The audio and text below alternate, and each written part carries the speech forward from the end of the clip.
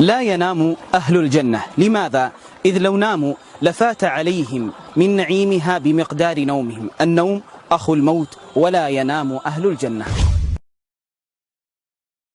يا محمد، أتزعم أن أهل الجنة يأكلون؟ قال نعم. قال فإن الذي يأكل تكون له الحاجة، فأين تكون؟ قال يكون رشحا كرشح المسك.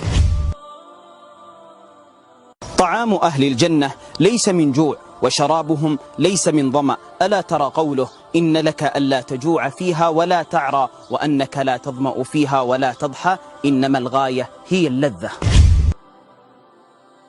أنعم نعيم هو رؤية الله. إذا كانت قلوبنا تتعلق بآثار الجمال كزوجة أو بيت أو سيارة، فكيف إذا رأينا في الجنة أصل الجمال؟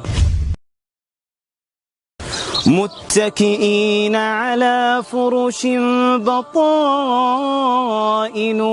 من استبرق. إذا كانت البطائن من استبرق فما بالك بظاهرها؟ وحور عين لو أطلت على أهل الدنيا لملأت ما بين السماوات والأرض ريحا، ولاستنطقت أفواه الخلائق تسبيحا. لو أطلت لقال أهل الدنيا لا إله إلا الله. هل أهل الجنة يتذكرون الدنيا؟ وأقبل بعضهم على بعض يتساءلون. قالوا إنا كنا قبل في أهلنا مشفقين فمن الله علينا ووقانا عذاب السموم، إنا كنا من قبل ندعوه إنه هو البر الرحيم.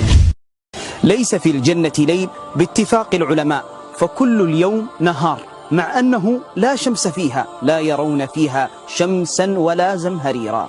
فاكهة الجنة تتعدد طعومها وهي من ذات الغصن، يعني تأكل الرمانة اليوم فيكون لها طعما، ثم تأكل أختها فيكون لها طعما آخر، كلما رزقوا منها من ثمرة الرزق قالوا هذا الذي رزقنا من قبل وأتوا به متشابها.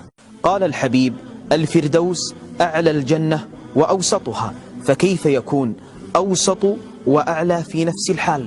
الجنة على هيئة القبة، والفردوس هي رأس القبة. من المستحيلات كأس شفاف من فضة، أما في الجنة فجمع الله المتضادين، وأكواب كانت قوارير أي شفافة، قوارير من فضة قدروها تقديرا، وهذا من كمال الجمال. هل ملابس الجنة تخلق خلقا أم تنسج نسجا؟ هذا السؤال سأله أعرابي للرسول صلى الله عليه وسلم، قال بل تتشقق عنها ثمار الجنة. رزقنا الله وإياكم تلك الجنة.